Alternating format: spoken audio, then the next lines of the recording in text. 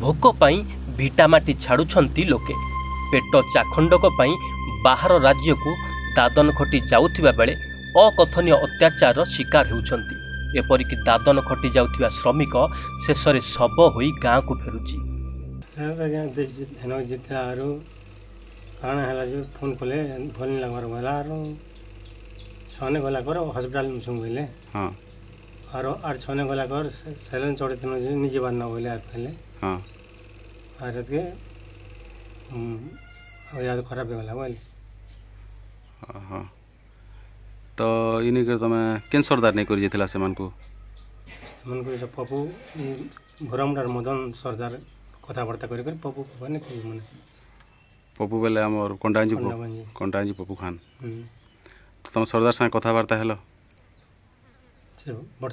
हाय बरसदार संग नहीं हेबार तापर ई जेन मदन माझी संग कथा हेलो का बोला से हाँ फोन करमी आर से सरदार के कहमी हाँ आरो लाश के आन देमो बोली कहला हंदा बोली कहले हाँ तो ई जेन नहीं कर जेन जेथिले मन कागज पत्र करा हितला इंश्योरेंस पत्र करा हितला नहीं करबार मतन लासी इंश्योरेंस तो तमे ई नहीं कर तमे अभियोग केनता नहीं करबार प्रशासन थाना किंबा थाना रे काहे ला जे नहीं करबार न जा डरे ना डरी करी काहे के डरी करी है सरदार मन के ना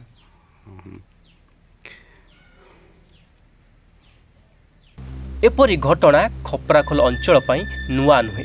पीढ़ी पर पीढ़ी दादन जंत्रणा रे जर्जरित हेउछंती। विडंबना एया जे सरकार पर सरकार बदलुछि हेले सरुनी दादन दुख।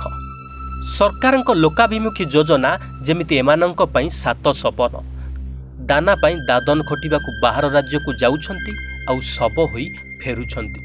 एभली एक स्पर्शकातर घटना घटी जाइछि खपराखोल ब्लॉक लाठोर थाना अंतर्गत रेंगाली गाँव रे। रेंगाली गाँवर कांत बरिया पुओ क्षेत्र बरिया निजर पेट पाटना पई तेलंगाना जाइथिले।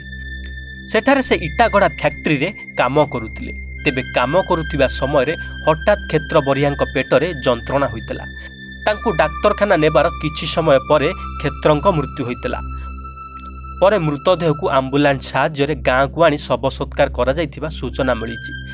इटाभाटी मालिकंक निर्यातना जोगु क्षेत्र बरियाक मृत्यु होइतिबा अंचल रे चर्चा होउछि।